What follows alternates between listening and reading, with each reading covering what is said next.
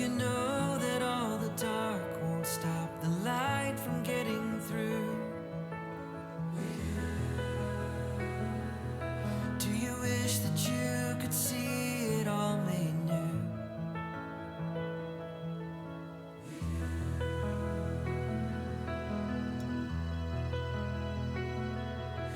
Is all creation groaning?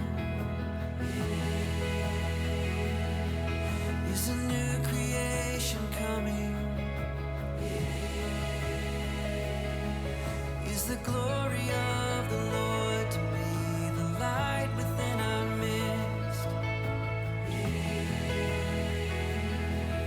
Is it good that we remind ourselves of this?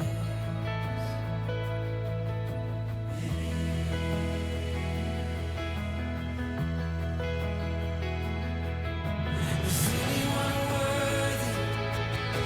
Is anyone whole?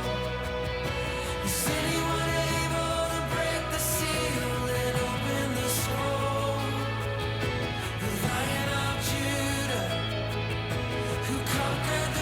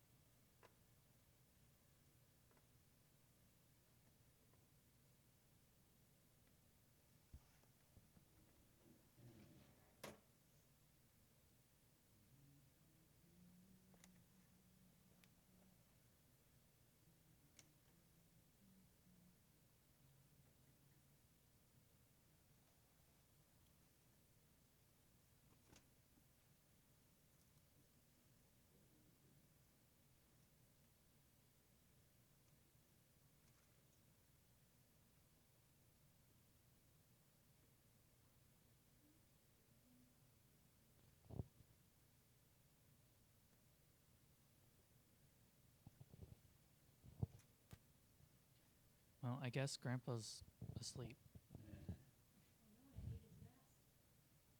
Oh, I forgot about that. That's right, you can put lace on it for him, huh? Yeah.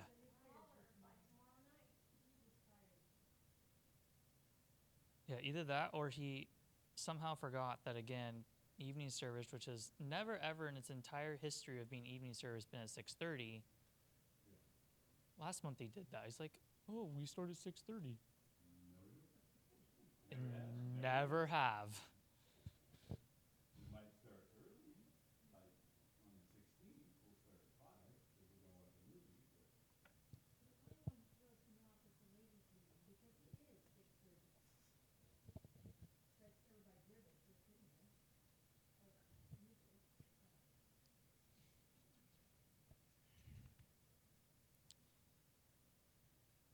Genesis 50. 5-0.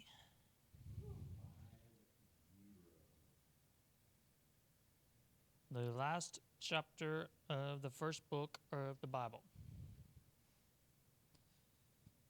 Last of the first. Yeah. Paul, can you open us in prayer, please? Father, we love you, and we thank you for just being able to meet.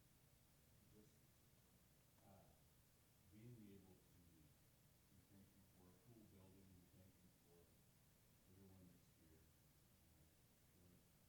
I know that there are some people that desire to be here, but for some reason, whether it be temp or whatever it is, they're not. But we just ask you to be with them. Tonight, as we go through the last the last chapter of Genesis, Father, and just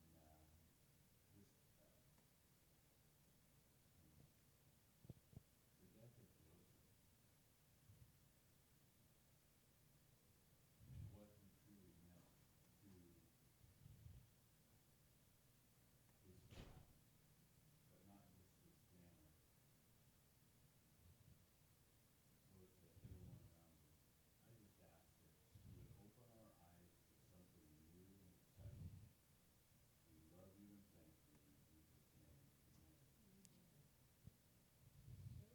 Someone started at 6:30.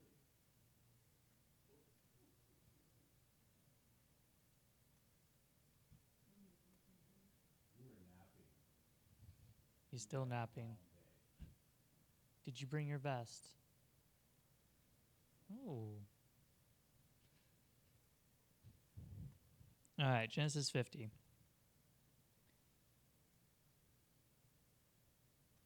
Well, the last bit of 49, right? Jacob dies. You went through and gave all these commandments to Joseph and his sons and the blessings to everybody, and then he's done. He breathes his last and was gathered to his people. So, start of Genesis 50. Then Joseph fell on his father's face and wept over him and kissed him. And Joseph commanded his servants, the physicians, to embalm his father. So the physicians embalmed Israel. 40 days were required for him, for such are the days required for those who are embalmed. And the Egyptians mourned for him 70 days. Now when the days of his mourning were past, Joseph spoke to the household of Pharaoh, saying, If now I have found favor in your eyes, please speak in the hearing of Pharaoh, saying, My father made me swear, saying, Behold, I am dying. In my grave, which I dug for myself in the land of Canaan, there you shall bury me. Now therefore, please let me go up and bury my father, and I will come back. And Pharaoh said, Go up and bury your father, as he made you swear. So Joseph went up to bury his father, and with him went up all the servants of Pharaoh, the elders of his house, and all the elders of the land of Egypt, as well as all the house of Joseph, his brothers, and his father's house. Only their little ones, their flocks, and their herds they left in the land of Goshen. And there went up with him both chariots and horsemen, and it was a very great gathering. Then they came to the threshing floor of Atad, which is beyond the Jordan, and they mourned there with a great and very solemn lamentation. He observed 7 days of mourning for his father. And when the inhabitants of the land, the Canaanites, saw the mourning at the threshing floor of Atad, they said, "This is a deep mourning of the Egyptians." Therefore its name was called Abel Mizraim, which is beyond the Jordan. So his sons did for him just as he had commanded them. For his sons carried him to the land of Canaan, and buried him in the cave of the field of Machpelah, before Mamre, which Abraham bought with the field from Ephron the Hittite as property for a burial place.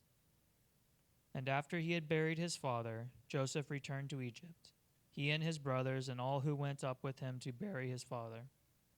When Joseph's brothers saw that their father was dead, they said, "Perhaps Joseph will hate us, and may actually repay us for all the evil which we did to him." So they sent messengers to Joseph, saying, "Before your father died, he commanded, saying, 'Thus you shall say to Joseph, I beg you, please forgive the trespass of your brothers and their sin, for they did evil to you. Now please forgive the trespass of the servants of the God of your father.' And Joseph wept when they spoke to him. Then his brothers also went and fell down before his face, and they said, 'Behold, we are your servants.' Joseph said to them, 'Do not be afraid, for am I in the place of God? But as for you, you meant evil against me, but God meant it for good, in order to bring it about as it is this day, to save many people alive. Now therefore do not be afraid. I will provide for you and your little ones.' And he comforted them and spoke kindly to them. So Joseph dwelt in Egypt, he and his father's household, and Joseph lived 110 years. Joseph saw Ephraim's children to the third generation. The children of Machir, the son of Manasseh, were also brought up on Joseph's knees. And Joseph said to his brethren, 'I am dying, but God will surely visit you and bring you out of this land to the land of which he swore to Abraham, to Isaac, and to Jacob.' Then Joseph took an oath from the children of Israel, saying, 'God will surely visit you, and you shall carry up my bones from here.' So Joseph died, being 110 years old, and they embalmed him, and he was put in a coffin in Egypt."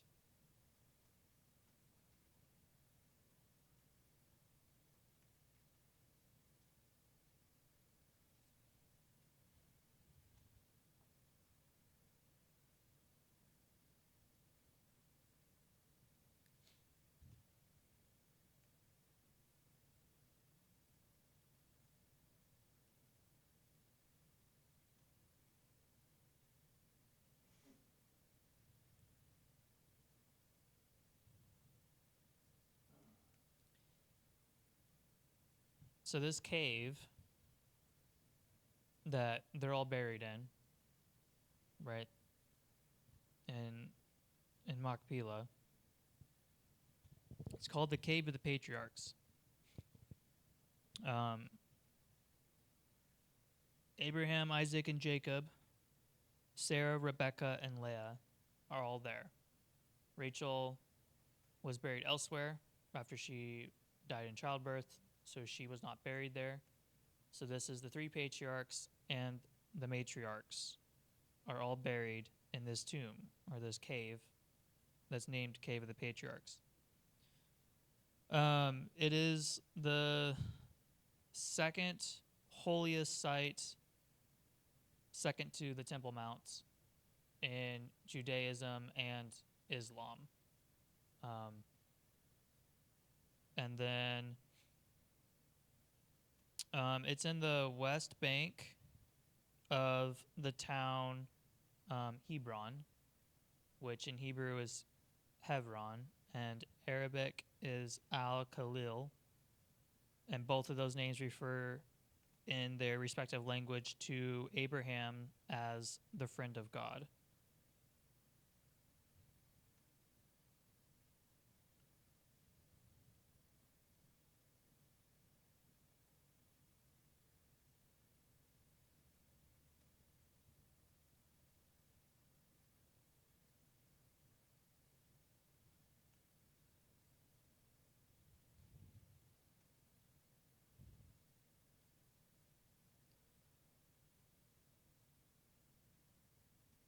The oldest part of the cave complex, which today has a lot of other structures around it, is the enclosure around the tombs.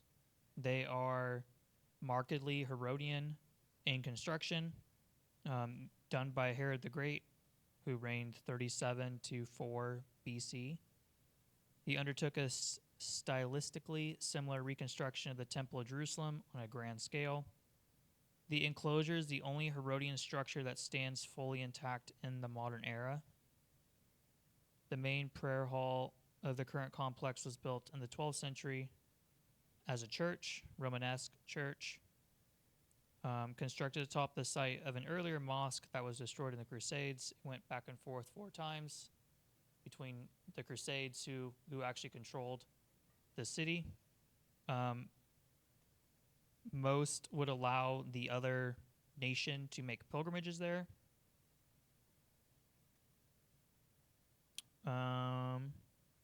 After Israel occupied the West Bank in the Six-Day War, the Israeli military administration allowed Jews to visit and worship while permitting the existing Islamic to continue its long-standing management of the shared holy site.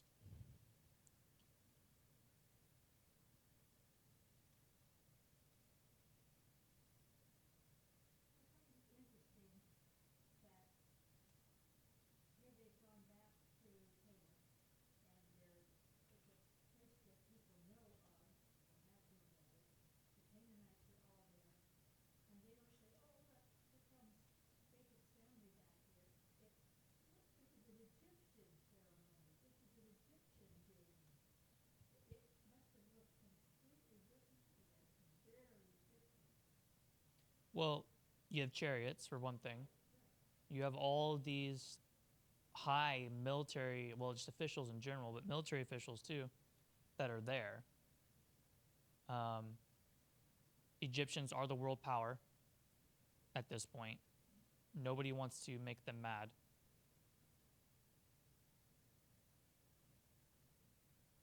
Well, it was a big deal. There was a lot of people involved and a lot of hierarchy.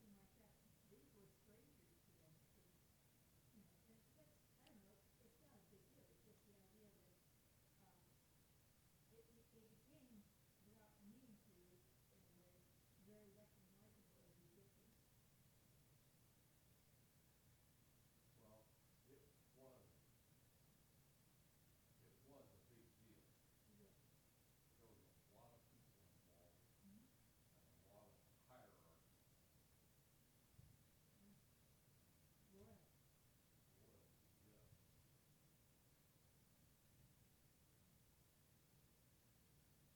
I mean, you just think about how many elders are in the land of Egypt. That's a world power. And all of them went with him.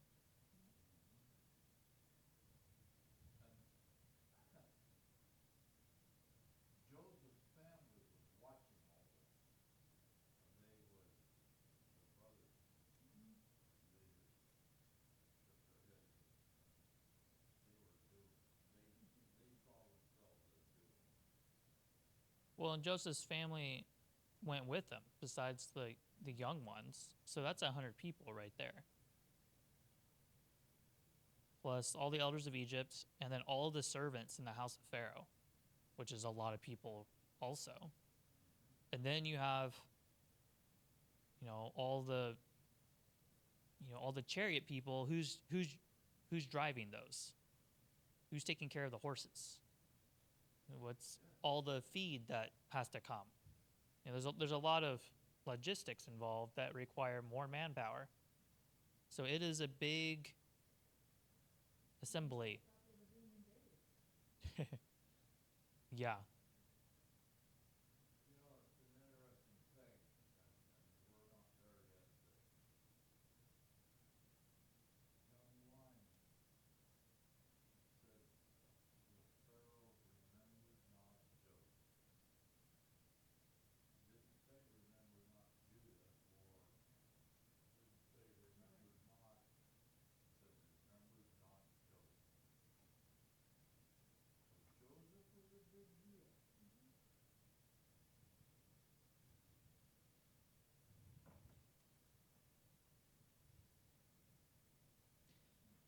The other thing too is this burial spot is the only place that they actually hold land that they've paid for land.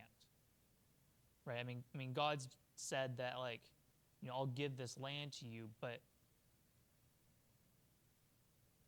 from a world perspective, they don't own it. This they actually do own. Like, Abraham paid for this. Alternatively, all these different places throughout Genesis that they traveled to for grazing purposes, they've covered a lot of the entire land of Canaan, all over the place. And so it's not like they're like the Canaanites who are inhabiting one city, and they may in their lifetime travel to another city. They're traveling all over the place with all their flocks and herds. And so I also don't necessarily think that the people right there, and they've changed. They're older, they're not kids, and they're all over the place. And now it's not, you're not living with them in the city for 30 years. So there's a lot of factors, I think, that go into that.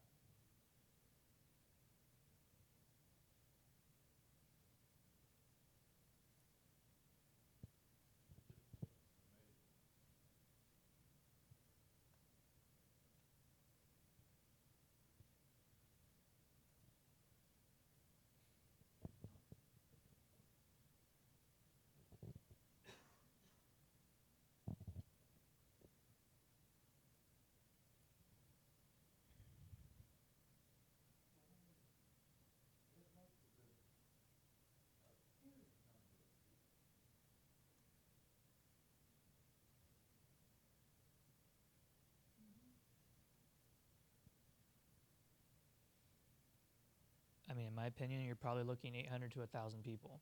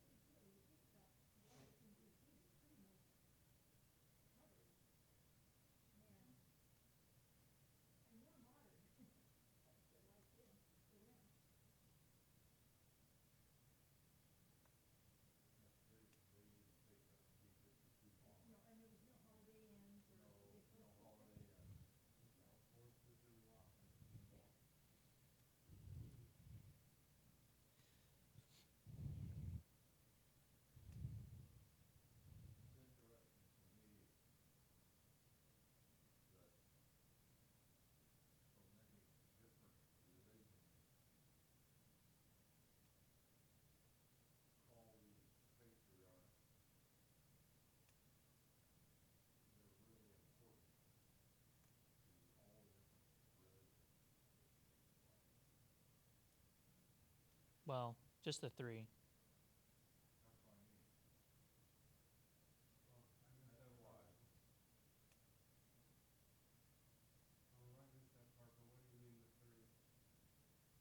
Three religions. No, Jacob. We were talking about the cave of the patriarchs, which is where they're buried at, and it's like the second most holiest site in Judaism, second to the Temple Mount. It's also a holy site for the Islamic because of Abraham. Like, they don't care about Isaac and Jacob, but anything related to Abraham is sacred to them also, because he's technically the father of their religion because of Ishmael.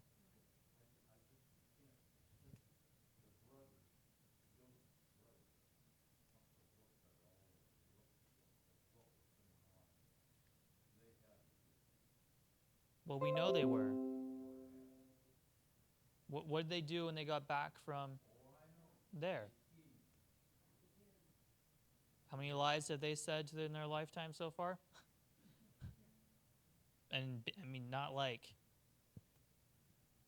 I didn't take out the cheese thingy. This is a big one. Trying to save their bacon. What? So they made up a lie, Yeah? just like they did with Sparta.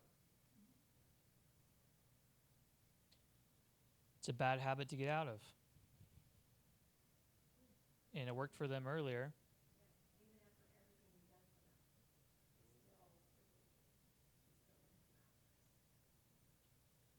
Well, I think also in the back of their mind, they still had dad to protect them. And now dad's gone. And he's world power.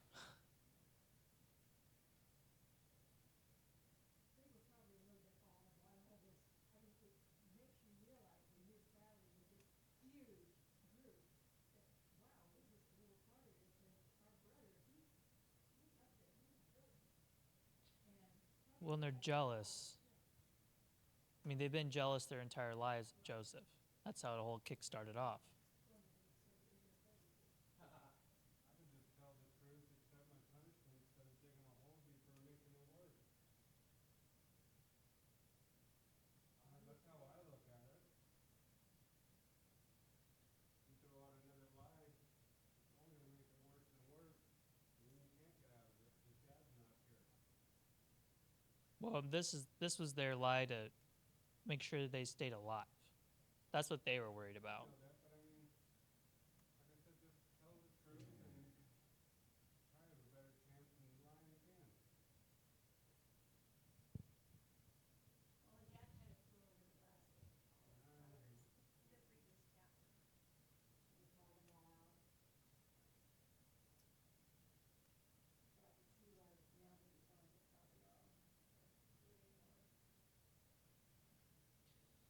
It's interesting just how many times in their life now the brothers have bowed to Joseph of their own free will. It's interesting when you read this, they took the trespass and made it against the God of Joseph, rather than, I know that it happened to Joseph himself, but they removed, they removed that part of it conveniently. Well, it's not the God of Joseph. Please forgive the trespass of the servants of the God of your father. God of your father.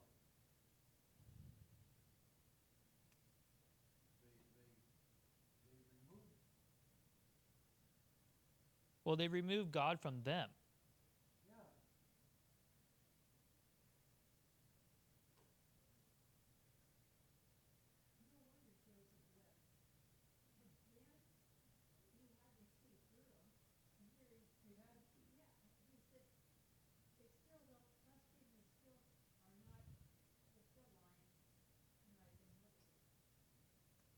So does he kill him then? I'm just gonna put you out of your misery.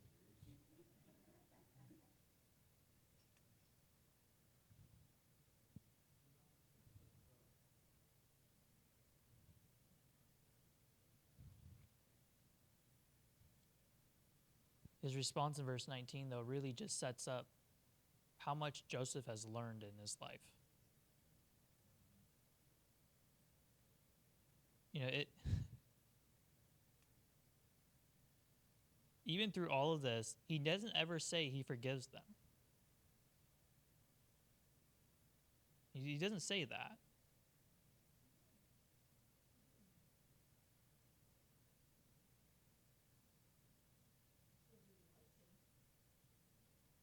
He says, "Do not be afraid, for am I in the place of God? In other words, am I going to kill you? It's not my job to do that." They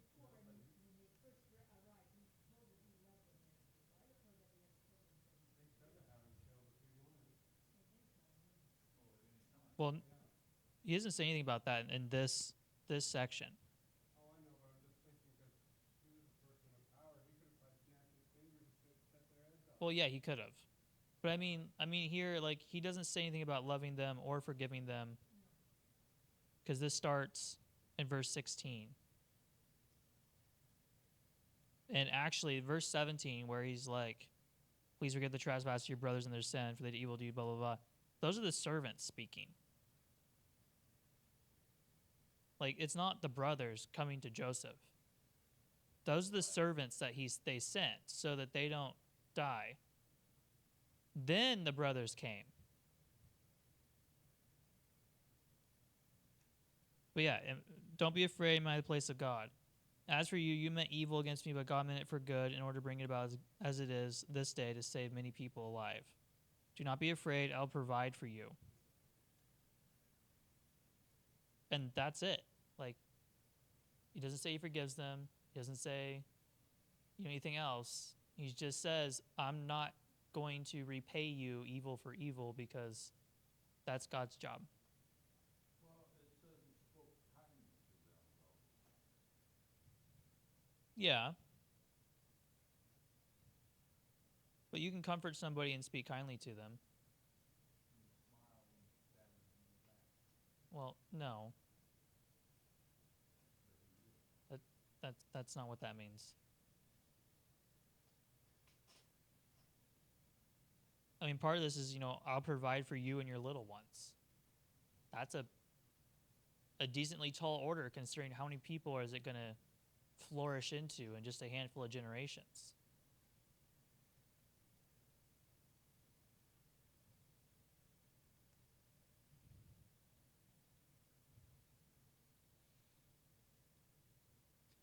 Right now, I think, I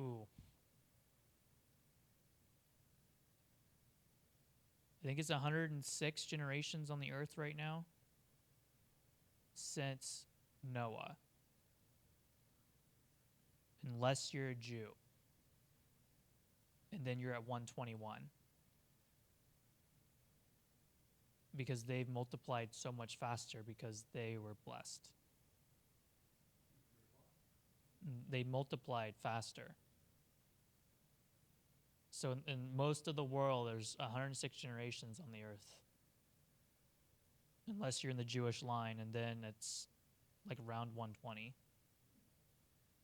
I looked this up sometime last year for something else. But that's like why in 400 years, there's so many of the Egyptians are terrified they're going to take over Egypt. Which is when they put them into slavery.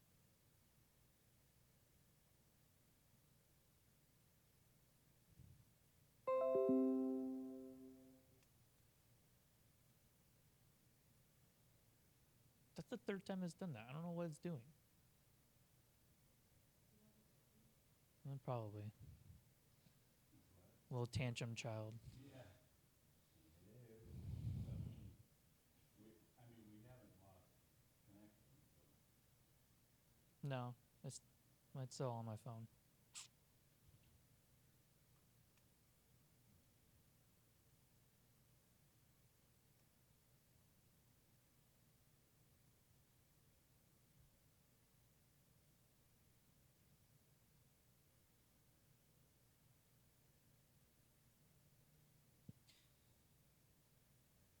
So Joseph had 4 generations under him before he died at 110. Right? 3 generations below his son.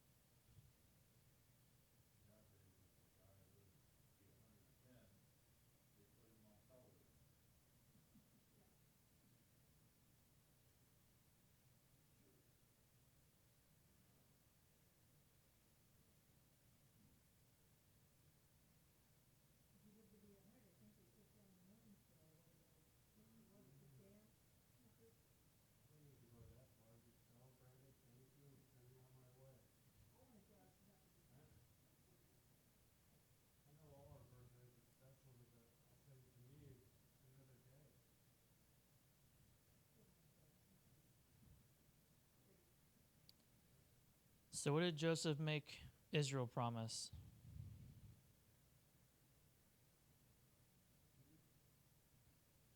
At the very end. What did Joseph make Israel promise? What's their oath?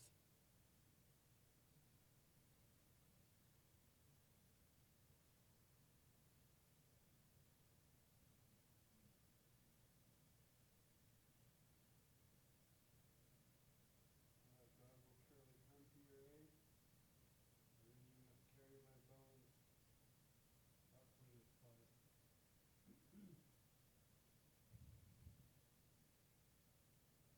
So Joseph didn't want to die and be buried in Egypt. Basically taking him where his father was buried back to, I guess you said their Holy Land, basically.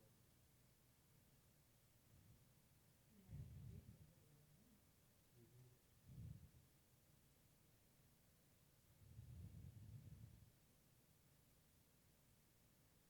Yeah, so starting verse 24, right, and he's dying. He tells his brethren, his family, I am dying. Basically, in the future, God will surely visit you and bring you out of this land. Right? He doesn't know anything about slavery that's going to come. There's going to be circumstances somewhere along the line that God's going to bring you out of here and back to Canaan. And then basically he's like, you have to promise me that when God comes and visits you to bring you up out of here, you bring my bones with you. And they did. So when he died, they embalmed him and he was put in a coffin. And it's one of the things that they carried out of Egypt through the desert for 40 years back to Canaan was Joseph's bones. Your turn to carry Dad. Brother, no, you carry. Well, that'd be like 7 generations, 8 generations down the line, but Joseph, you could have put him in a little jar. Well, he was involved, yeah. But even so, it's a long time since he passed. well, you just don't open the coffin.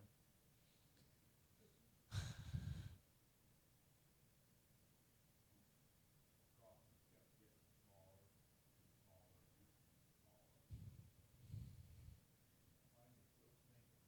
Mine is still sinking. Thankfully, no one can hear him. Well, you just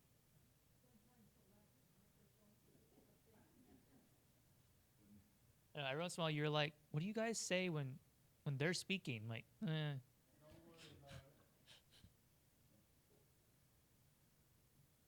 Well, if anything, I'll say like what my wife says. I just give her a dirty look from up there. my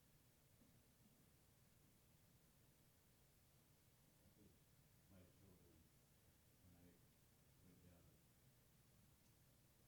went down to Fresno to pick up Bethany's cousin who had been hit by a car and killed, and I brought the body back. It's just in the back of the truck, and,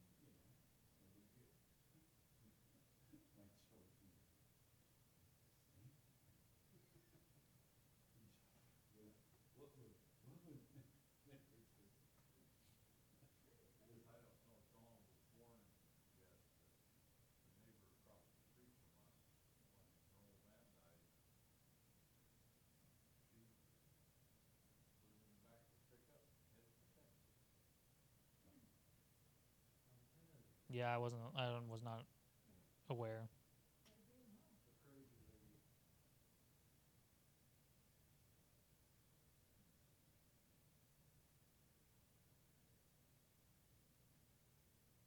That's the promised land, Texas. Texas is the promise. Some people say that. Doesn't sound like she did it legally though, because in California, you can travel up and down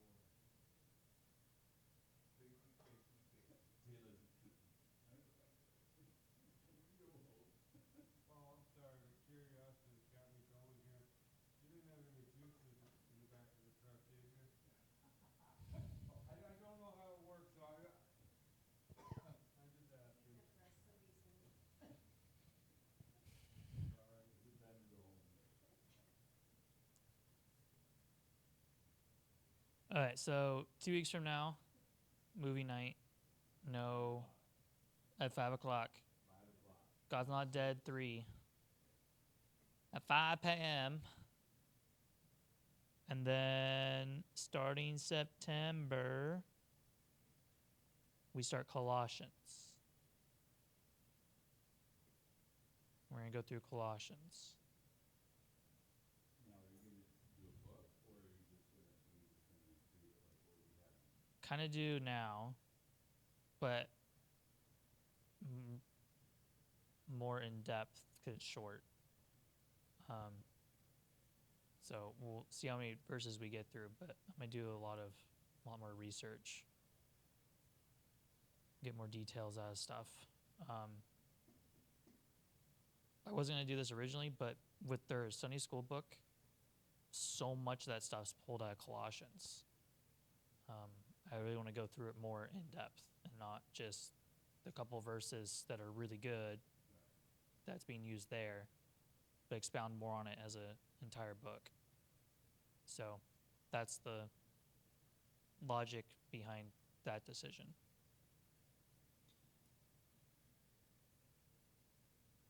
Yeah, also because end of this year, I'm not sure what next year is going to look like teaching-wise and work-wise and how busy I'm going to be.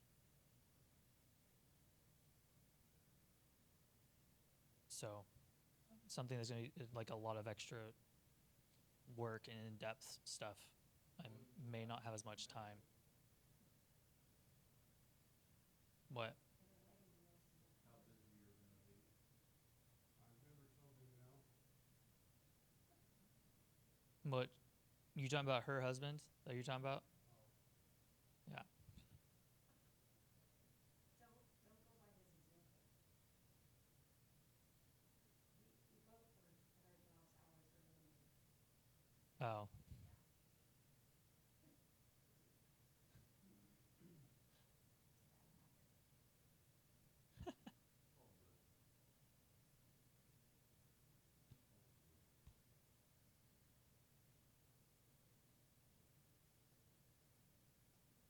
Well, covered a lot of ground in Genesis. From all of creation to death of Joseph. And they are in Egypt. And if you want to keep reading through Exodus, and go right on ahead.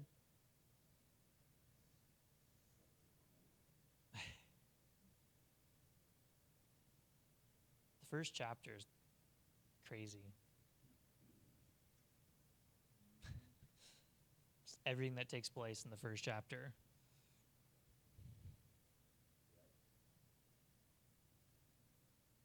Norma, can you close us in prayer, please?